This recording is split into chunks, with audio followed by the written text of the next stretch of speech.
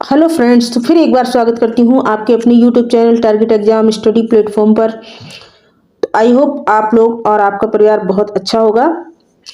तो आज का जो हमारा सेशन है पर्यावरण अध्ययन से ईबीएस पर्यावरण अध्ययन, जिसमें आपको पेडोलॉजी के भी क्वेश्चन देखने को मिलेंगे।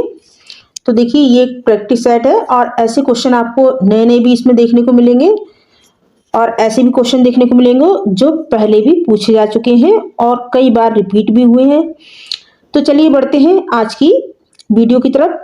आज की वीडियो का पहला प्रश्न है, शीत निद्रा जीव है। शीत निद्रा जीव है, बताना है आपको कौन सा ऐसा जीव है जो ठंड में गायब हो जाता है, दिखता नहीं है। बताइए, गाय, भैंस, मच्छर, छिपकली, ऐसा कौन सा जीव है जो शीत निद्रा जीव है? बताइए। तो देखिए, जो छिपकली है वो शीत निद्रा जीव कहलाती है।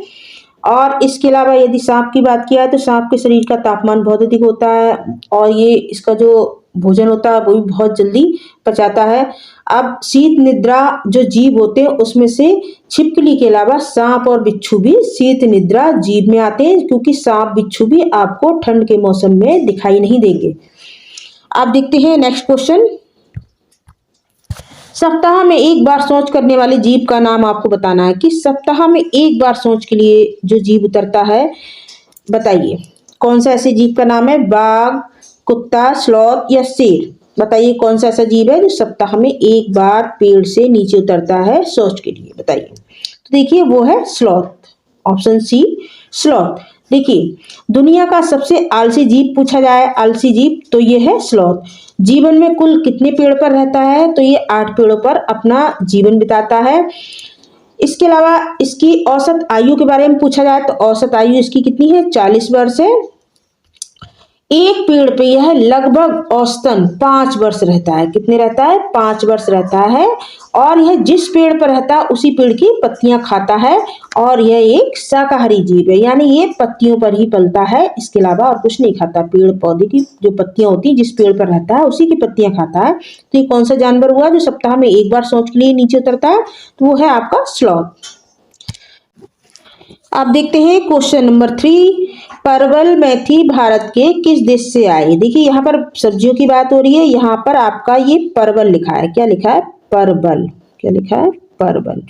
परवल मेथी किस देश से आए? जिस तरह से मिर्च के बारे में क्वेश्चन पूछा जाता है, मिर्च किस देश से आई है, उसी तरह से परवल मेथी किस देश से आए? तो देखिए, ये चीन से आए। कहाँ से आए? चीन से आए। परवल मेथी चीन से ही। क्या ये आपकी सोयाबीन भी चीन से आई है? पुर्तगाल से बात किया तो पुर्तगाल से आलू आया है। और यदि आपसे पूछा जाए कि मिर्च कहाँ से आई, तो मिर्च आई है दक्षिण अमेरिका से। तो option B is the right answer. Next question है, दांडी यात्रा की घटना कब हुई थी? बताइए, दांडी यात्रा की घटना कब हुई थी? 1930, 1935, 1932 या 1940? कब हुई थी? तो देखिए, 1930 में हुई थी। 12 मार्च 1930। कितना? 12 मार्च 1930 में कौन सी घटना हुई थी? दांडी यात्रा की घटना। 12 मार्च 1930 में महात्मा गांधी ने नमक कानून का विरोध किया था। किसका किया था? नमक कानून का विरोध किया था गांधी जी ने। नमक कानून। इसके अलावा यदि पूछा जाए कि महात्मा गांधी की हत्या कब हुई थी, तो ये हुई थी 30 जनवरी 1948 को। आप देखते हैं नेक्स्ट क्वेश्चन, एनीमिया का उपचार है, बताइए क्या है? गुड़, आंवला, हरे पत्तेदार सब्जियां या फिर उपयुक्त सभी? बताइए क्या है? तो देखिए, एनीमिया का उपचार है ये सभी, गुड़, आंवला, हरे पत्तेदार सब्जियां, ये सभी, यानी ऑप्शन डी आपका राइट हो जाएगा।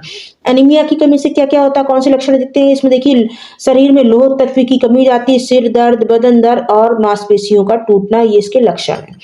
अब देखते हैं नेक्स्ट क्वेश्चन, अलुबर्नी, इस पर स्टार मार्क कर लें। ये क्वेश्चन हर बार लगभग 2-3 साल से देखने को मिल रहा है। अलबर्नी की यात्रा विवरण के बारे में असत्य कथन को पहचानना। कौन सा असत्य कथन जो कि गलत हो इसके बारे में? भारत के लोग तालाब बनाने में माहिर थे। देखिए, यहाँ पर आपका आएगा तालाब। क्या आएगा? तालाब। तालाब बनाने में माहिर थे, बिल्कुल थे, ये आपका राइट ऑप्शन होगा। इसके अलावा तालाब के चारों तरफ चबूतरे बनाते थे, ये भी आपका राइट ऑप्शन है। आलूबर्नी उज्बेकिस्तान से भारत आया था, बिल्कुल सही है, लेकिन जो आपका गलत है वो ऑप्शन सी गलत है और यही आपका राइट होगा, क्योंकि यहाँ पर आपको क्वेश्चन में असत्य कथन की पहचान करनी है। देखिए, यहाँ पर ऑप्शन सी क्यों गलत है? क्योंकि देखिए, तालाब पे चढ़ने व उतरने के लिए एक सीढ़ी होती थी, यहाँ पर देखिए एक नहीं लिखा हुआ, एक सीढ़ियाँ होती थी। तो देखिए तालाब के चढ़ने व उतरने के लिए एक सीढ़ियाँ नहीं होती थी, यहाँ पर उतरने और चढ़ने के लिए अलग अलग सीढ़ियाँ होती थी। तो ऑप्शन सी आपका राइट हो जाएगा। नेक्स्ट क्वेश्चन है, दड़ की माई का संबंध भारत के किस राज्य से है? दड़ की माई का संबंध भारत के किस राज्य से है? तो देखिए इसका संबंध राजस्थान से। कहाँ से संबंध है? राजस्थान से संबंध है। दड़ की माई का संबंध महिला सशक्तिकरण से है। ये राजस्थान के अलवर की रहने वाली थी और इन्होंने पुराने कुएं और तालाब को साफ करके और वर्षा जल का संरक्षण किया था। इसके अलावा इन्होंने पशुपालन भी प्रारंभ किया था। तो ऑप्शन बी आपका राइट हो जाएगा। ऑप्शन बी आपका राइट हो जाएगा। आप देखते हैं नेक्स्ट क्वेश्चन, खेजड़ी वृक्ष के बारे में सही कथन को चुनना है। खेजड़ी वृक्ष के बारे में सही कथन को चुनना है। यह वृक्ष मुख्यतः रेगिस्तानी क्षेत्रों में पाया जाता है, बिल्कुल सही है। इसमें इसे अधिक जल की आवश्यकता नहीं होती, बिल्कुल सही है। यहाँ छायादार वृक्ष है जिसकी छाया में बच्चे खेलना पसंद करते हैं, बिल्कुल सही है। लेकिन यह अपने तने में जल एकत्र करता है और लोग पतले पाइप से इसका जल पीते, ये गलत है। ये किसके बारे में बात हो रही है? ये रेगिस्तानी ओक के बारे में बात हो रही है। तो ये ऑप्शन आपका गलत है। यहाँ पर आपको सही पहचानना, तो ABC यानी 1 2 3 जो आपके सही है, तो ऑप्शन सी आपका राइट हो जाएगा, ऑप्शन सी। नेक्स्ट क्वेश्चन है, नीचे दिए गए किन राज्य के ग्रामीण अपने ढालू छत वाली लकड़ी के मकान मजबूत बांस के खंभों पर धरती से 3 से 3.5 मीटर की ऊंचाई पर बनाते हैं? 3 से 3.5 मीटर की ऊंचाई पर बनाते हैं। बताइए कहाँ के लोग बनाते हैं? लद्दाख, असम, ओडिशा, राजस्थान, कहाँ के लोग बनाते हैं? कहाँ के ग्रामीण अपने ढालू छत वाली लकड़ी के मकान को 3 से 3.5 मीटर की ऊंचाई पर बनाते हैं? तो असम के लोग बनाते हैं। Option B is the right answer. Next question, houseboat कहाँ नहीं पाए जाते? हाउस बोट कहाँ नहीं पाए जाते? झेलम नदी, पेरियार नदी, डल झील या फिर लोनार झील? बताइए कहाँ नहीं पाए जाते? तो ये पेरियार झील में नहीं पाए जाते। इसके अलावा यदि पूछा जाए कहाँ पाए जाते हैं, तो केरल और जम्मू कश्मीर में हाउस बोट पाए जाते हैं। ये पर्यटकों को लुभाने के लिए आकर्षक बनाए जाते हैं। इसके अलावा ये लकड़ी के बनाए जाते हैं, इनमें लकड़ी की ही नक्काशी होती है, जिसको क्या बोला जाता है? जिसको खत्मबंद कहते हैं, और ये बहुमंजिला बने होते हैं। तो option B is the right answer. Next question आपका है, शेर का दिशा ज्ञान करने वाला अंग कौन सा होता है? शेर का दिशा ज्ञान करने वाला अंग कौन सा होता है? तो देखिए आंख, कान, मूंछ, गर्दन के आल, बताइए कौन सा होता है? तो इसमें जो शेर की जो मूंछ होती है वो क्या करती है? वो दिशा ज्ञान करने वाला अंग होता है, यानी हवा के दबाव में परिवर्तन को बहुत आसानी से ज्ञात कर लेती है। इसके अलावा पत्तियों में, हवा में पत्तियों में कहीं भी सरसराहट होती है तो ये बहुत आसानी से भांप लेते हैं। नेक्स्ट क्वेश्चन, एशिया में कहाँ पर बाघ पाए जाते हैं? एशिया में कहाँ पर बाघ पाए जाते हैं बताइए? तो ये मालदीव में पाए जाते हैं। कहाँ पर? मालदीव में पाए जाते हैं। Option D is the right answer. इसके अलावा बाघ क्या है? ये भारत का राष्ट्रीय पशु है। बाघ परियोजना की बात की जाए कि ये कब स्टार्ट हुई थी, तो 1973 में हुई थी। कब हुई थी? 1973 में हुई थी। तो एशिया में बाघ कहाँ पाए जाते हैं? मालदीव। इसके अलावा यदि पूछा जाए कि टाइगर स्टेट के लिए कौन सा राज्य जाना जाता है बताइए? तो ये है MP।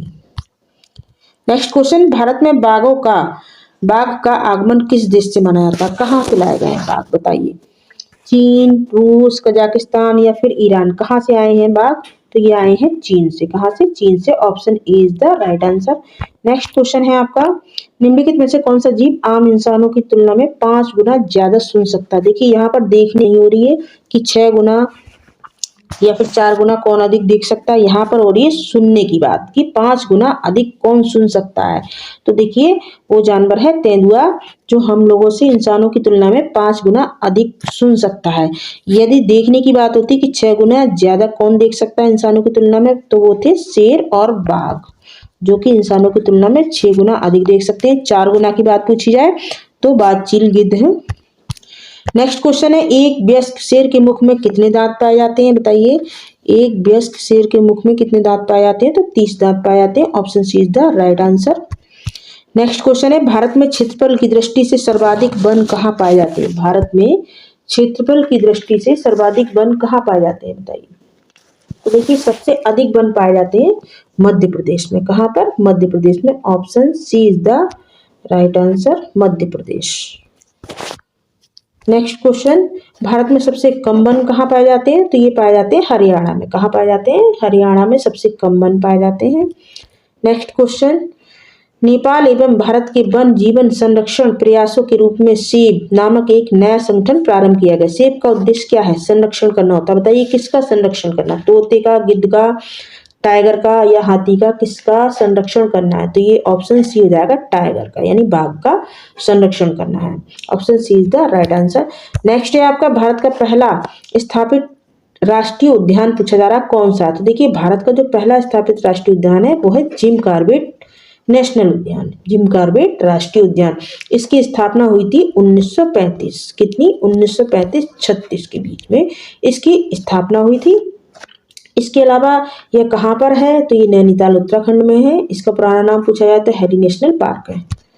Next question, world wild life यानी WWF का प्रतीक कौन सा जानवर माना जाता है? बताइए कौन सा है? तो देखिए world wild life fund WWF का जो प्रतीक जानवर है वो है joint Panda. Option A is the right answer. Next question है, अमृता देवी स्मृति पुरस्कार जिसके लिए दिया जाता है वह क्या है? बताइए क्या है जिसके लिए पुरस्कार दिया जाता है? वन सुरक्षा एवं श्रेष्ठ साहित्य, वृक्षारोपण में श्रेष्ठ प्रयास या फिर वन एवं वन्य जीव की सुरक्षा के लिए? बताइए। तो देखिए अमृता देवी जो स्मृति पुरस्कार है ये वन एवं वन्य जीव की सुरक्षा के लिए दिया जाता है। कौन सा पुरस्कार? अमृता देवी स्मृति पुरस्कार। ये बिश्नोई आंदोलन से संबंधित है। कहाँ हुआ था अगर पूछा जाए तो राजस्थान के खिजड़ली गांव में हुआ था। और इसी आंदोलन में अमृता देवी बिश्नोई ने वृक्षों की रक्षा करने के लिए अपनी जान दी थी। इसमें उनके परिवार तथा 200 अन्य महिलाओं ने भी जान दी थी। नेक्स्ट क्वेश्चन है, national bureau of plant genetic resources स्थित है। बताइए कहाँ पर है? अरुणाचल प्रदेश, मद्रास, मुंबई या फिर नई दिल्ली? कहाँ पर है ये? तो देखिए national bureau of plant genetic resources ये नई दिल्ली में स्थित है। Option D is the right answer. Next question है, विश्व टाइगर दिवस कब मनाया जाता है? विश्व टाइगर दिवस कब मनाया जाता है? 29 जुलाई, 4 जुलाई, 6 जुलाई या फिर 1 जुलाई? तो ये मनाया जाता है 29 जुलाई को। Option A is the right answer. Next question, फूलों की घाटी अवस्थित है। बताइए हिमाचल प्रदेश, जम्मू कश्मीर, सिक्किम, गोवा? यहाँ पर देखिए एक ऑप्शन नहीं लिखा है, उत्तराखंड। यहाँ पर मैं लिख दे रही हूँ, ऑप्शन ई आपका हो जाएगा उत्तराखंड। तो देखिए फूलों की घाटी जो अवस्थित है वो उत्तराखंड में है। नेक्स्ट क्वेश्चन है आपका, ग्रीन मफलर किससे संबंधित है? ध्वनि प्रदूषण, वायु प्रदूषण, जल प्रदूषण या फिर मृदा प्रदूषण? किससे संबंधित है? तो ये ध्वनि प्रदूषण से संबंधित है ग्रीन मफलर। नेक्स्ट क्वेश्चन है, रेड डाटा बुक किससे संबंधित है? विलुप्ति के करीब जीव या फिर नदियों में प्रदूषण, वायु प्रदूषण या घटता जल स्तर? बताइए किससे? तो ये देखिए रेड डाटा बुक जो है वो विलुप्ति के जो करीब जीव होते हैं उससे संबंधित है, जिसमें विलुप्त प्रजातियों को दर्शाया जाता है।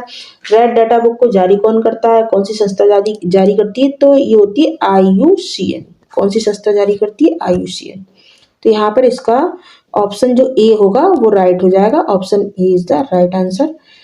नेक्स्ट क्वेश्चन इसका है, 16 घास स्थल कहाँ पाए जाते हैं? 16 घास स्थल कहाँ पाए जाते हैं? पूर्वी घाट, पश्चिमी घाट, विंध्याचल या हिमाचल? कहाँ पाए जाते हैं? तो ये पाए जाते हैं पश्चिमी घाट में। नेक्स्ट क्वेश्चन है, गिर वन्यजीव अभ्यारण्य किस वन्यजीव का संरक्षण करता है? बाघ का, हाथी का, शेर का या फिर जिराफ का? किसका करता है? तो ये करता है शेर का। एशियाई शेर के लिए किस राज्य को जाना जाता है? तो देखिए इसमें गुजरात को जाना जाता है, जहां पर एशियाई शेर पाए जाते हैं गुजरात में। अब देखते हैं नेक्स्ट क्वेश्चन, पर्यावरण संरक्षण अधिनियम कब बनाया गया था? पर्यावरण संरक्षण अधिनियम जो था वो कब बनाया गया था? 1986, 1920, 1982 या 1991? तो ये बनाया गया था 1986 को पर्यावरण संरक्षण अधिनियम बनाया गया था। नेक्स्ट क्वेश्चन आपका है, दुधवा राष्ट्रीय उद्यान उत्तर प्रदेश के किस जिले में स्थित है? मिर्जापुर, गोरखपुर, लखीमपुर खीरी या फिर मेरठ? कहाँ पर है ये? तो ये लखीमपुर खीरी में स्थित है। दुधवा राष्ट्रीय उद्यान उत्तर प्रदेश के लखीमपुर खीरी में स्थित है। Thanks for watching. वीडियो अच्छा लगा हो तो इसको ज़्यादा से ज़्यादा शेयर करें, चैनल को सब्सक्राइब करें। Thank you, take care.